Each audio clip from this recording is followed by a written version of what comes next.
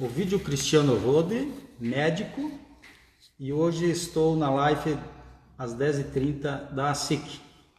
Olá, muito bom dia a todos. Essa é a live das 10h30 da SIC, hoje segunda-feira, 21 de setembro. E o nosso tema, educação de qualidade e seus impactos na produtividade das empresas. O nosso convidado é o Dr. Ovidio Cristiano Rode, que é médico formado pela Universidade Federal de Pelotas, é especialista em ginecologia, é diretor-presidente do Hospital Policlínica de Cascavel e atua em Cascavel há 29 anos. Muito bom dia, doutor. Bom dia a todos os ouvintes. Um agradecimento especial ao Michel, nosso presidente, e trazer um assunto relevante, um dos pilares da prosperidade. Muito bem. Eu quero agradecer a todos que nos acompanham e dizer que nós estamos fazendo a transmissão ao vivo por duas plataformas, pelo Facebook e também pelo Instagram, e que esse material vai ficar disponibilizado depois no canal de YouTube da SIC para consultas, né? Então, canal da SIC Cascavel no YouTube. Doutor, o senhor é um entusiasta de projetos voltados ao ensino de qualidade. Por que na prática é tão difícil oferecer o melhor possível em termos de conhecimentos aos nossos alunos? Antes de tudo, eu gostaria de fazer uma abordagem macro de exemplos de estrutura que deram certo. E quando a gente vê estruturas que deram certo, a gente se reporta principalmente ao Japão, que é a sociedade que as pessoas mais tempo vivem e que menos doentes ficam. Então, a morbidade deles, ou seja, eles ficam doentes apenas, em média, 2 anos antes de morrer. O que fez o Japão na sua parte estrutural para essa conquista? Então, em 1950, dizimado pela guerra, eles fizeram um plano de austeridade com aquilo que a gente diz fazer o básico bem feito. E o básico bem feito foi 5 pilares, onde a prevenção de todas as doenças transmissíveis foi um pilar importante, né? As vacinas, o saneamento básico, uma água boa para as pessoas não ficarem doentes, né? A saúde bucal. Então, a prevenção que eles puderam fazer, eles fizeram, porque eles entendem, na sabedoria deles, que a prevenção é um dos pilares da prosperidade. O outro foi a educação de qualidade. Então, eles tinham o lema de alfabetizar os adultos e a educação de qualidade para todas as crianças com o lema nenhuma ficará para trás. Eles também entendem que a dieta e a atividade física é fundamental. Então, outros 2 pilares. E a estabilidade da política. Porque sem a política, nós não conseguimos priorizar isso que vai dar o futuro a médio e a longo prazo. E, surpreendentemente, em 12 anos tiveram um crescimento dito assustador. Então, a gente sabe disso porque a gente estuda junto com a ANAP, que é a Associação Nacional dos Hospitais Particulares e Mistos do Brasil, e nós vemos os modelos de resultado que tanto favorecem a nação. Então, os problemas que nós temos hoje no Brasil é uma ignorância muito grande em respeito a fazer o que a ciência já desvendou. Então, essa vontade política de ver o que a ciência programou, planejou e comprovou, nós temos uma dificuldade grande. E isso é uma parte do problema. Outra parte se fala da gestão do dinheiro público para a educação. Então, existe uma deficiência grande nessa parte toda aí, e que dá um resultado pífio para nós, colocando nós nos piores indicadores de educação do mundo e também num QI muito baixo. Porque o QI está atrelado principalmente à prevenção de doenças, que o indivíduo não fica doente, e que ele tem uma educação de qualidade formando o que a gente chama de capital humano. O capital humano é formado pela educação e pelas experiências que o indivíduo tem durante essa fase da vida de preparação, né, com o objetivo da educação principal, que é preparar o indivíduo para uma ocupação da melhor maneira, né, com umas experiências que realmente são relevantes para ele produzir e pensar por si mesmo. Então esse é o objetivo da educação, produzir um indivíduo que seja pensante por si e que possa produzir riqueza para si e para o seu país. Mais uma vez quero agradecer a todos que nos acompanham. O nosso convidado de hoje é o Dr. Ovidio Cristiano Rode, que é um entusiasta da educação de qualidade, inclusive ele participa, né, de um projeto bastante interessante com esse foco, que inicialmente foi chamado, né, de ONG Elo, mas que daqui a pouco ele vai detalhar a respeito. Doutor, essa questão do ensino público no Brasil é bastante polêmica, né? Todo mundo sabe que dinheiro tem bastante, e comparativamente a outros países é uma soma bastante significativa. No entanto, nós temos problemas muito graves nesse setor, como o senhor acabou de citar. O Brasil, infelizmente, ocupa os últimos lugares, né, nos rankings que realmente interessam e que avaliam, né, a qualidade do ensino. Doutor, na sua opinião, como um estudioso do assunto, aonde está o problema? O problema do Brasil é a gestão, né? A gestão do dinheiro e a gestão da padronização do currículo e organização junto com administradores e engenheiros, porque a educação ela é um pilar que precisa de uma equipe multidisciplinar com um planejamento a médio e a longo prazo e com ações possíveis de ser cumpridas. Então essa checagem é importante dentro desse PDCA. Então a gestão realmente é o mais importante para se corrigir esses problemas crônicos que temos no Brasil e que poderíamos copiar muitas coisas de países que dão certo, como Coreia, Finlândia, a Polônia, né? Estive lá também. A Polônia hoje é um país que está fazendo uma inclusão importante de toda a sociedade com a educação de qualidade e começou de uma maneira com o ímpeto de tornar a Polônia um país de primeiro mundo. Muito bem. Doutor, o que é na essência ensino de qualidade ou de alta performance? A escola pública, diante dos enormes desafios que tem, teria recursos suficientes para colocar essa política, né, de ensino de qualidade em prática aqui no Brasil? Eu acho que é possível e mediante hoje a tecnologia e a necessidade da inovação, nós podemos fazer isso de uma maneira rapidamente, padronizando o currículo, né? Definindo principalmente o papel do professor, isso é fundamental,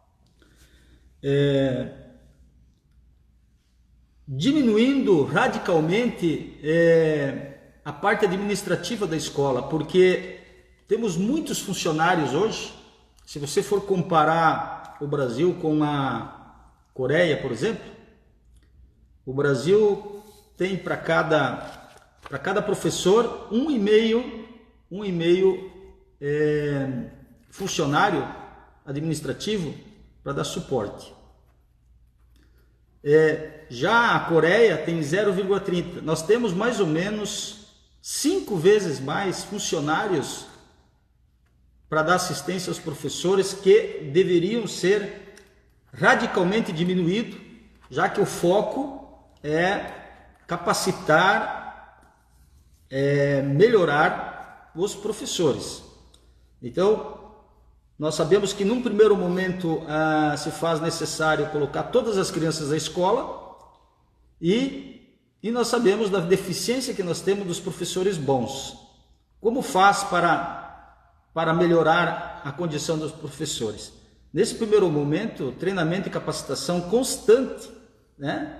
E uma premiação, né? Uma meritocracia, uma contrapartida desses professores que atingem seu objetivo se faria necessário, porque essa a gente chama de meritocracia e que faz o indivíduo produzir mais e cumprir as metas e tem a sua recompensa, a sua contrapartida, a sua valorização. Mais uma vez, quero agradecer a todos que nos acompanham pela plataforma do Instagram, no perfil ASIC Cascavel, e também ao pessoal que nos acompanha pelo Facebook. Muito obrigado.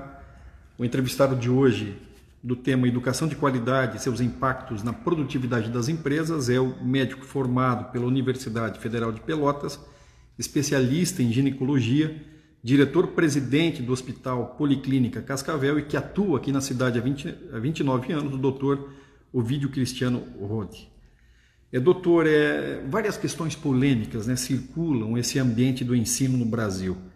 E há críticas muito duras em relação ao papel do MEC, né, principalmente aquilo que acontecia até recentemente de uma forma muito mais ampla e abrangente, né?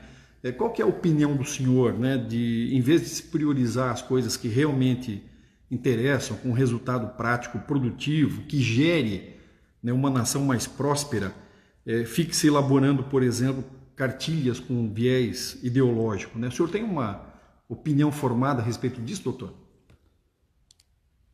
Como dizia o Lincoln, presidente americano, ele disse que nós podemos ter escolhas variadas na vida, a escolha da religião, a escolha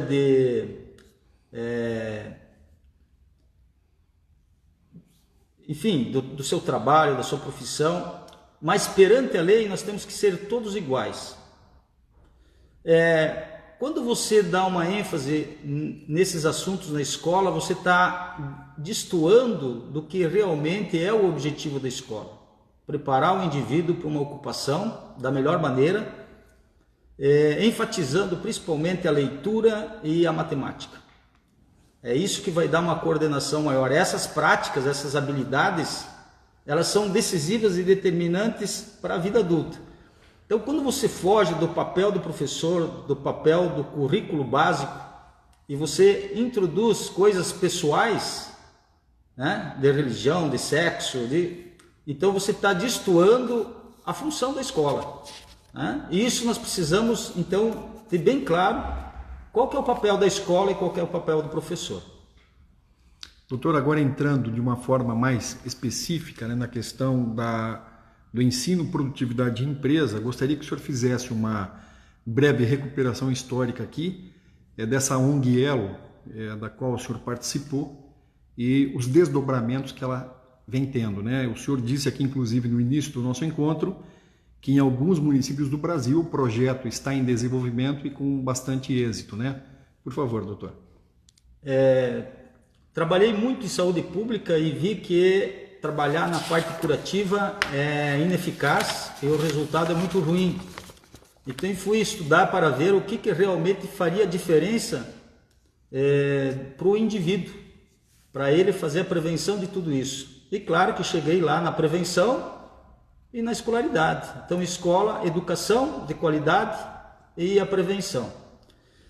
A partir daí nós juntamos um grupo de profissionais da universidade e desenvolvemos um projeto de educação de qualidade baseado no Núcleo Mundial de Educação, que está hoje disponível no site da ANAEI, que é a Associação Nacional de Apoio à Educação Infantil.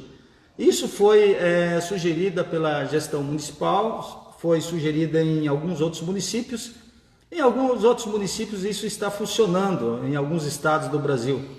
Mas ainda estamos longe daquilo que a gente gostaria, que era padronizar a educação para o Brasil inteiro dentro de uma perspectiva, num primeiro momento com um currículo padronizado e depois respeitando as regiões e a vocação de cada parte geográfica da nação, já que o país é um país de dimensões continentais. Então nós precisamos entender que num primeiro momento a gente faz o básico bem feito e num segundo momento você faz a especialidade e a vocação natural de cada região. Então existe esse projeto, né? Ele está disponível no site da ANAEI, Associação Nacional de Apoio à Educação Infantil, e é uma coisa que a gente contribuiu para que os municípios, os dirigentes que quiserem priorizar isso, terão um norte de uma educação de qualidade feito por professores, por administradores, por médicos, dentistas e várias outras pessoas.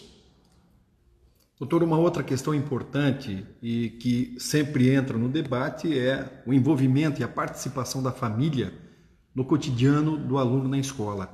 A gente percebe que em alguns países muito bem-sucedidos, né, a família está muito presente, né, nesse processo de formação do filho para o mercado e para a vida, né? Como está essa situação aqui no Brasil? nós temos uma visão idílica de que a família ela é perfeita e que a gente não pode, que não deve mexer com a família. E é bem o contrário, nós devemos trazer a família junto à escola e fazer participar, porque mais de 20% de nossas crianças não são planejadas e 10% elas nunca vão conhecer seus pais. Então é muito grave o que acontece com a família hoje, e essa visão perfeita de família, ela na prática, ela não existe. Então o que nós precisamos? Nós precisamos da conscientização da família de que é importante, né? O pai, a mãe, o avó, a tia, quem é responsável pela criança, ajudar ao estímulo em casa, para ajudar a ler um livro, né? Conversar com a criança sobre o que está acontecendo na escola, enfim, ter uma participação de valorização, porque esse estímulo para a criança melhora a autoestima e faz com que ela continue sendo estimulada para adquirir mais conhecimento e aprender mais. Então, de longe, a família é o que explica um estímulo muito grande para as crianças continuarem na escola e fazerem o que precisa ser feito dentro de um pensamento positivo, né? A gente sabe que o pensamento positivo ele é fundamental para a construção da riqueza. A pobreza nasce pronta, não precisa fazer nada, a gente nasce pobre de tudo. Agora, se a gente quiser agregar riqueza, nós precisamos ter uma educação, uma leitura, experiências infantis, né? Estímulo às atividades não cognitivas, que é comportamento social, autocontrole, motivação para a leitura, para o esporte, para a musicalização. Isso a gente faz nesse foco que a gente diz idade sagrada, de 0 a 7 anos. Nesse período, a criança ela constrói um cérebro com 12.000 palavras se ela tiver o estímulo correto. Quando nós não temos esse estímulo, essa criança tem 1/3 só desse vocabulário. Então eu os comparo sempre a uma estrutura de um prédio. Se você fizer a fundação boa, o alicerce bom, essa criança, esse prédio vai conseguir ser erguido no tamanho dos teus sonhos. Agora, se você não tem a base bem feita, se você falhou nos primeiros 7 anos, né, existem deficiências crônicas e os dados científicos são que não existe política pública mais eficaz do que investir em criança nos primeiros anos de vida. Então isso é científico, né? É isso que nossos políticos, né, e nossos professores devem entender, que precisa-se ter um foco muito grande na gestão e na organização dessas crianças de 0 a 7 anos. Todas as fases são importantes, mas uma criança que não recebe esses estímulos, com 10 anos, ela vai ter uma propriedade muito maior de evasão escolar, de criminalidade, de gravidez na adolescência e do tabagismo. E isso é muito difícil de recuperar depois. Por isso que essa fase que estimula esse aspecto não cognitivo de autocontrole, de motivação para o esporte, para a musicalização, para a leitura, né? E o comportamento social se aprende até os 7, 8º ano, a idade sagrada de nossas crianças. Mais uma vez eu quero agradecer a todos que nos acompanham, em nome do presidente da SIC, o Michel Lopes, do vice Genésio Pegoraro, e dizer que nós estamos transmitindo essa live das 10h30 da SIC, desta segunda-feira, 21 de setembro de 2020, pelas plataformas da SIC no Instagram e também no Facebook. Mais uma vez, muito obrigado. E quem nos acompanha hoje é o Dr. Ovidio Rode, que é um entusiasta desses assuntos todos ligados à educação, que inclusive, né, idealizou um projeto focado em educação de alta performance. Doutor, uma das observações, uma das críticas que existem, e a crítica é importante para que a gente possa amadurecer o assunto e chegar, né, a soluções viáveis, é de que, infelizmente, os professores, principalmente os da rede pública, não seriam suficientemente preparados, não teriam a valorização e muito menos, né, o incentivo financeiro para que eles se dedicassem ao máximo para alcançar os resultados que se busca no que se refere à educação de qualidade. O senhor, como um estudioso do assunto, o que pontuaria, né, como aspectos interessantes na correta e boa formação desses professores? Então, num primeiro momento, nós precisamos fazer um direcionamento do que é o papel do professor. Num segundo momento, o treinamento e a capacitação desses professores de uma maneira permanente, né? Existem vários projetos que mostram que essa produtividade e esse treinamento, ela é aumentada no momento que existe uma coparticipação e o entendimento de que a escola é um núcleo de conhecimento. E isso precisa ser compartido com as escolas, os professores nas escolas, no município, no estado e no país. Então a gente chama isso de gestão, né? Aquilo tudo que eu falei assim, primeira parte, a parte do professor, que precisamos de bons professores. Segundo, diminuir radicalmente o número de funcionários. Terceiro, estruturando a carreira do professor e a remuneração de professores, né? Os professores precisam de um esforço a mais para obter um rendimento e receber uma contrapartida, né? Uma abertura para o que acontece no mundo e no exterior, para copiar também o que dá certo e ter troca de informação. O que dá certo é compartilhado. O professor tem os grupos de estudos, né? E uma coisa importante, né, que a gente viu agora em São Paulo, é que as crianças que foram levadas ao médico e ao enfermeiro, deveria ter uma visita anual.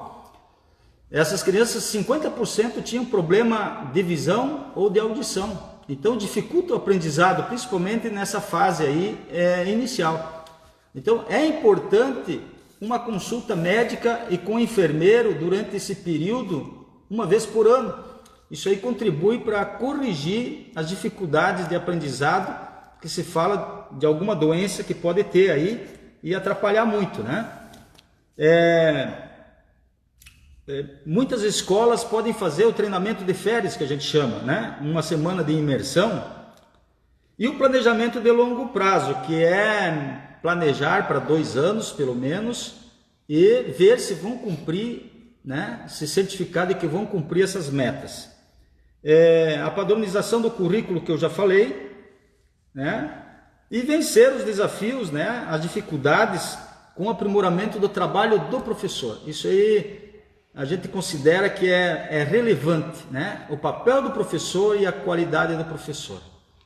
Doutor, é muito bom que se diga também que nós temos excelentes professores que são dedicados, que são vocacionados e que oferecem o seu máximo em sala de aula, mas que em função de um método, né, e de um plano que talvez não sejam os melhores e os mais eficientes, acaba acontecendo isso tudo que a gente está citando aqui, né? E a gente percebe, doutor, que o Brasil, infelizmente, ele inverte prioridades na área do ensino. Há muito dinheiro e pouca eficiência, e os resultados, como esses testes todos, né, internacionais mostram, são insatisfatórios, né? Que impacto, doutor? O senhor tocou nisso há pouco, mas de uma forma mais superficial. Eu gostaria que o senhor aprofundasse, né? Quais são os impactos realmente de um aluno que não é suficientemente preparado para enfrentar o dia a dia da empresa no que se refere à produtividade?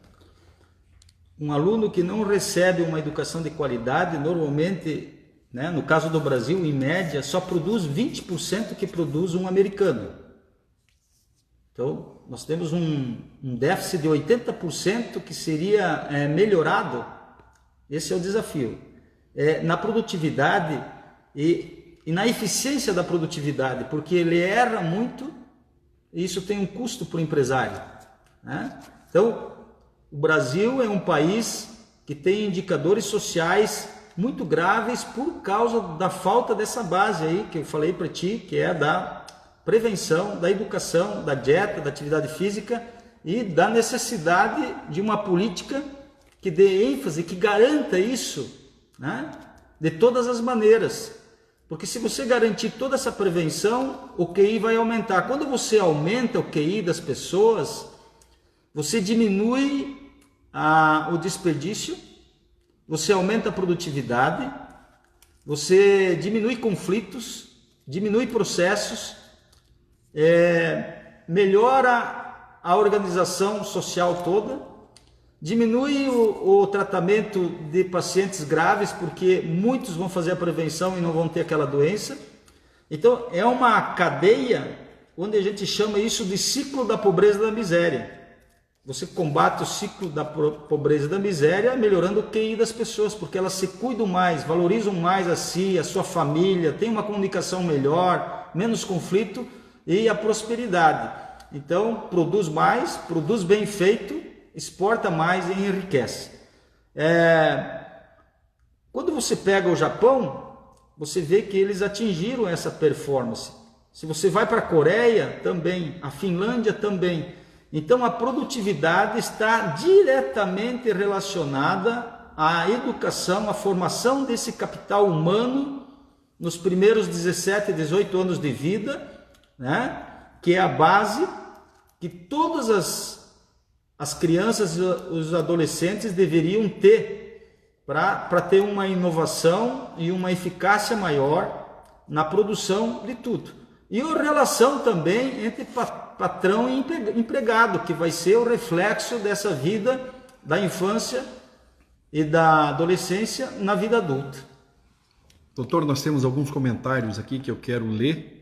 Um deles é do Valdinei Bobato, ex-presidente desta casa. Muito obrigado, Valdinei, pela audiência.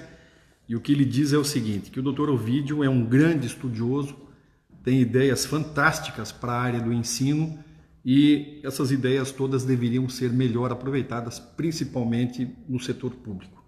E a Mara faz um comentário aqui, que eu gostaria até que o senhor, se quiser tecer algumas informações adicionais a respeito, eu agradeceria, doutor. O que a Mara diz é o seguinte, que infelizmente os políticos no Brasil não estão preocupados em melhorar a educação pública. Qual que é a sua opinião a respeito disso? Eu acho que no momento a gente vive um período de eleição e de planejamento e a sociedade deve exigir projetos básicos para fazer o básico bem feito, porque sucesso é fazer o básico bem feito. Então, eu acho que eu vejo esse o momento agora do comprometimento dos futuros gestores aí em fazer uma gestão de qualidade, principalmente na prevenção e na educação, né? O que vai dar o futuro. Se nós não tivermos essa visão aí para os próximos 20 anos, nós estamos fadados ao fracasso. Isso é científico, não estou inventando nada, não estou aqui. Nós vamos continuar nesse ciclo da pobreza e da miséria. Então, eu vejo esse momento apropriado agora para fazer uma reflexão e o comprometimento de nossos candidatos aí com um projeto de educação de qualidade para a nossa cidade, para a nossa região, com os núcleos de educação e até com o Estado e com o Brasil, por que não? Nós já deixamos passar muita coisa foi vista, mas eu acho que rapidamente hoje com a padronização, com a internet, com um material didático adequado, né? Data show, você pode padronizar os primeiros anos de vida de aula para a maior parte do Brasil. Né? E isso não custa muito o investimento nesse material. Então o material didático, a força, fazer coisas diferentes com a participação dos alunos, né? Não só aquela antiga aula onde o professor fala e o aluno só ouve, mas uma participação da inovação de experiências que hoje a tecnologia nos proporciona. Então eu vejo o momento adequado para, né? Assim, não vamos ficar condenando o passado, que a gente sabe que foi caótico. Nós vamos ver o seguinte, o que podemos fazer para melhorar daqui. O nosso desafio é trazer educação de qualidade para nossas crianças, um estímulo cedo, focando nos anos iniciais, melhorando a qualidade dos nossos professores, cobrando deles um trabalho melhor, tendo contrapartida também a meritocracia. E isso funciona. O doutor Ovídio nasceu em Medianeira, aqui no oeste do Paraná, tem 56 anos. é casado, pai de 2 filhas e atua em Cascavel há 29 anos. Nós temos aqui 2 comentários do Ezequiel, que ele diz o seguinte: primeiro, ele te parabeniza, doutor, pelas suas ideias, né, nesse campo da educação, que são extremamente importantes e que deveriam ser aplicadas.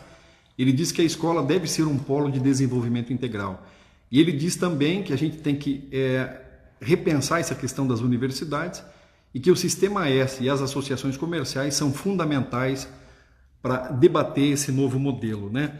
Pegando uma carona aqui no que o Ezequiel disse, doutor, existe uma inversão, e o senhor tocou nisso recentemente, de que tem muito dinheiro lá em cima, né, no ensino da graduação, e a quantia não é proporcionalmente no que se refere ao ensino infantil.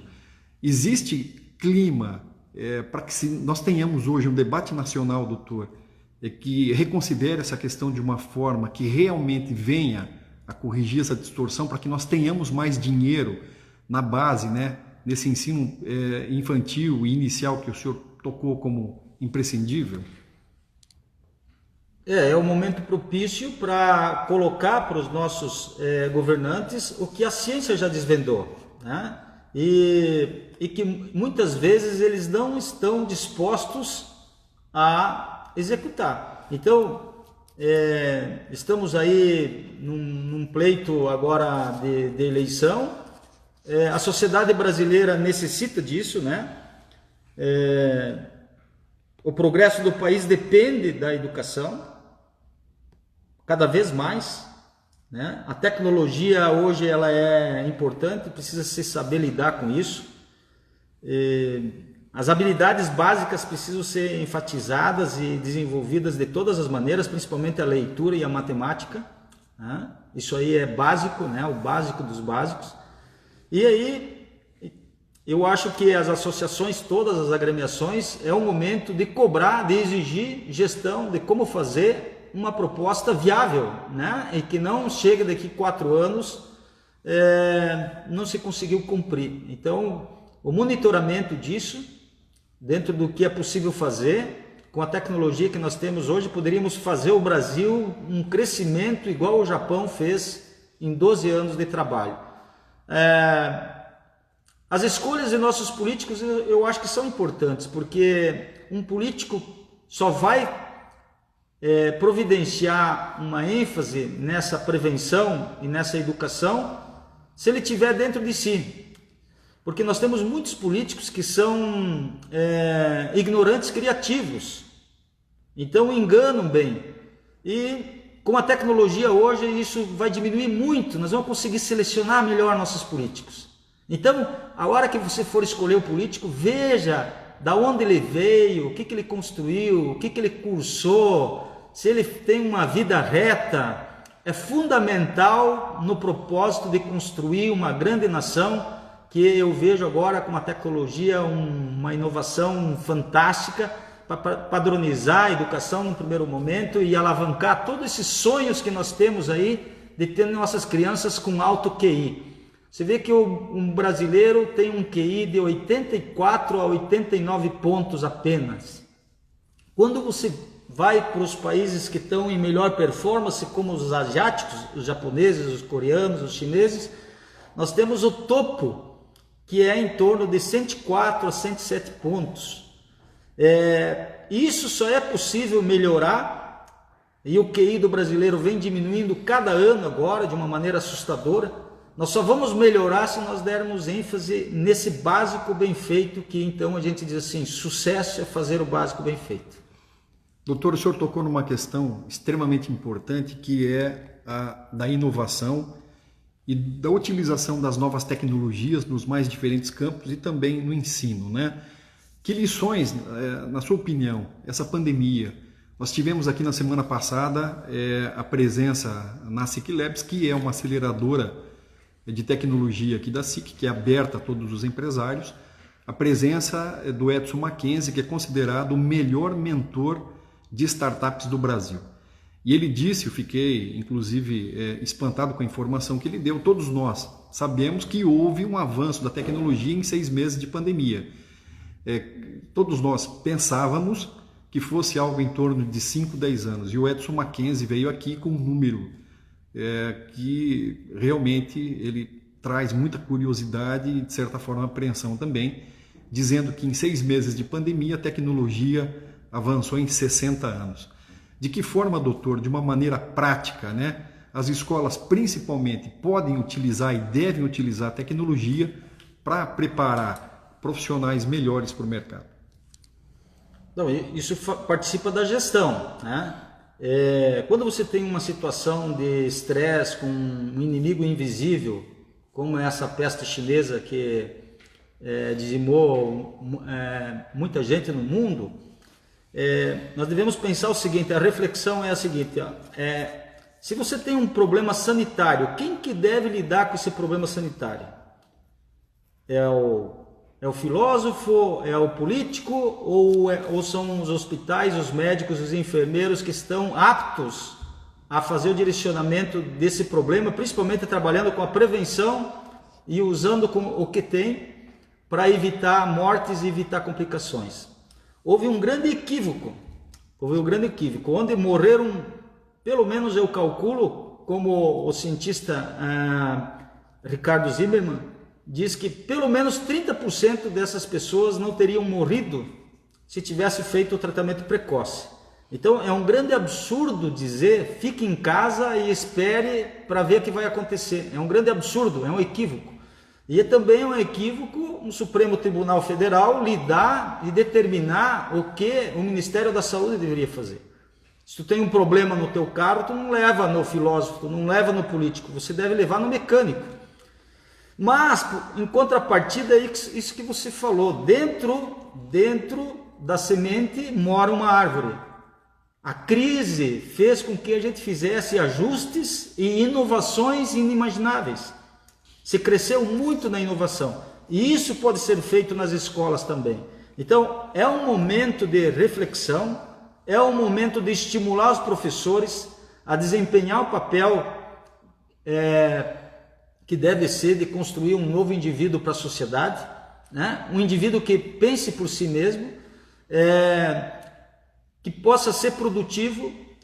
E então, assim, essas crises todas a gente sai de uma maneira melhor e com uma inovação que a gente nunca imaginou. Vamos ter que aproveitar isso. Então eu acho que é excelente nessa parte de inovação e de usar essa inovação para aprimorar o que é básico, o que é fundamental, o que é imprescindível, que é a educação de qualidade e a gestão dela. A gestão é fundamental. Educação de qualidade e seus impactos na produtividade das empresas é o assunto da live das 10h30 da SIC, desta segunda-feira, 21 de setembro. E o nosso convidado é o Dr. Ovidio Cristiano Rode. Uma outra questão de abrangência mundial, doutor, é que existem duas correntes, né, básicas do processo de formação nas mais diferentes instâncias, né, principalmente na graduação, que é a generalista e a especialista. O senhor tem uma opinião a respeito disso, doutor? No que se encaixa melhor, no que se refere a essa busca pela produtividade e alta performance?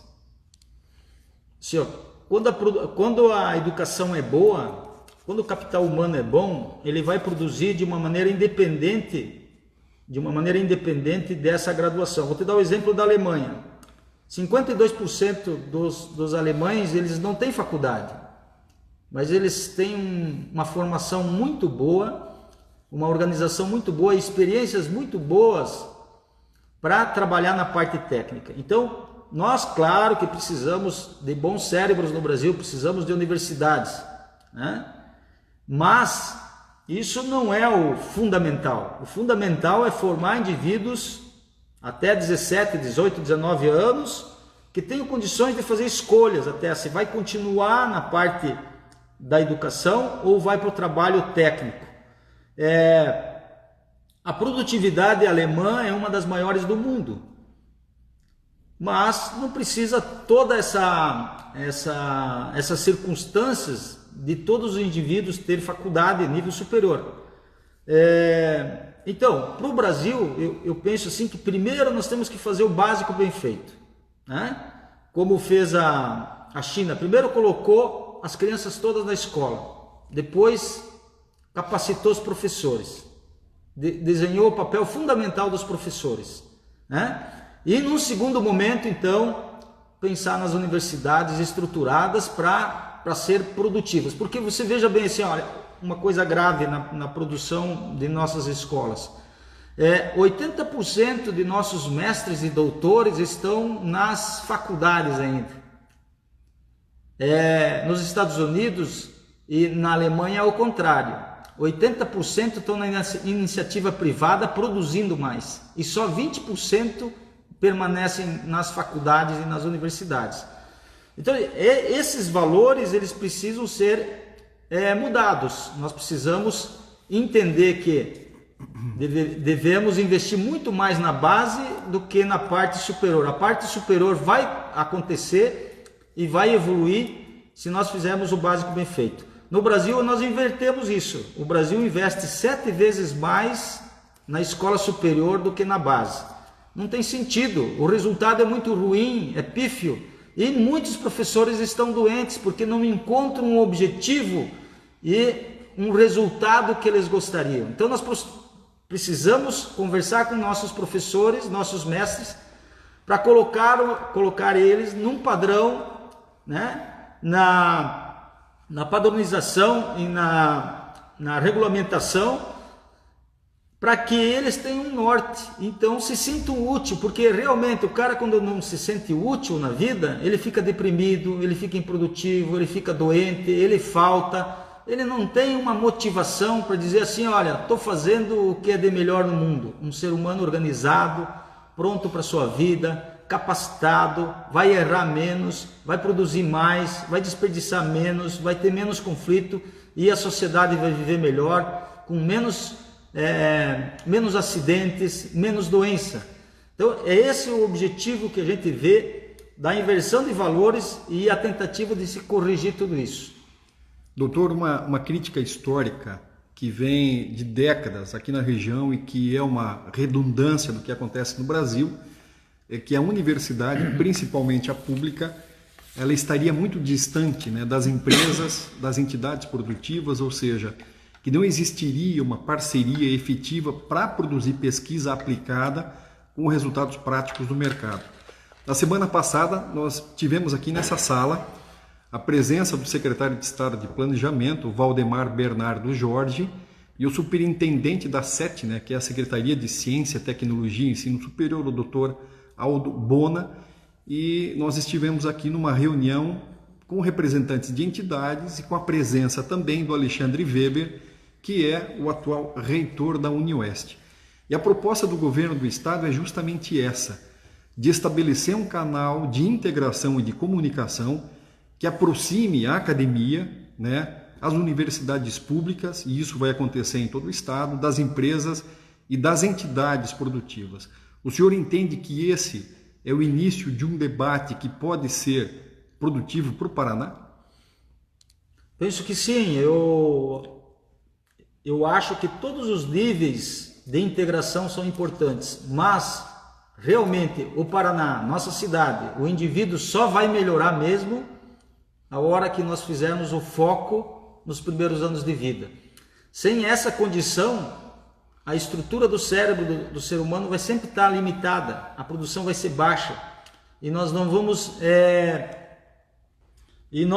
sair do ciclo da pobreza e da miséria. Então, toda essa integração, tudo isso eu acho que é produtivo, mas só vai ter resultado mesmo se nós tivermos a visão de que o básico bem feito é que é fazer o sucesso. E essas coisas virão depois de uma maneira muito mais produtiva, muito mais organizada, se nós tivermos alunos até os 17, 18, 19 anos estruturados, né? Com menos evasão escolar, com menos criminalidade, com menos gravidez na adolescência, com menos droga. Porque essas coisas todas acontecem porque nós não fizemos o básico bem feito.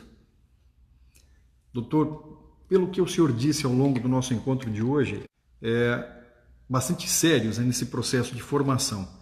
Nós temos problemas em competitividade, nós temos muito retrabalho e nós temos a criatividade limitada. Para encerrar aqui o nosso bate-papo, doutor, com as mudanças todas, né, que invadem o mundo, que prognósticos o senhor traça para a educação brasileira nas próximas décadas? Eu penso que com a inovação tecnológica nós temos que refletir bastante, porque essa inovação tecnológica acelerada necessita de pessoas bem organizadas e bem estruturadas e bem educadas. Por exemplo, a base da leitura é importantíssima para a comunicação. A matemática é a ciência da lógica, da organização, do planejamento. Se nós não tivermos isso estimulado desde cedo, nós vamos ter resultados ruins e vai permanecer essa dificuldade de produtividade. Então, daí a necessidade dos empresários, dos produtores, ajudar na seleção de governos e de prefeitos que entendam e priorizem a educação, né? Senão nós vamos ficar eternamente nesse ciclo, né? As dificuldades elas vão ser eternas, porque o ser humano tem um baixo QI, e baixo QI é aquilo tudo que a gente já falou, né? Porque um ser humano organizado, preparado, ele vai ter um autocontrole maior, ele vai ter uma motivação permanente para o aprendizado. Esse é o desafio dos nossos professores, ensinar o indivíduo a ter a busca de um aprendizado permanente, da leitura permanente, da inovação permanente. É isso que faz o indivíduo ser diferente e a nação ser diferente, porque a nação faz parte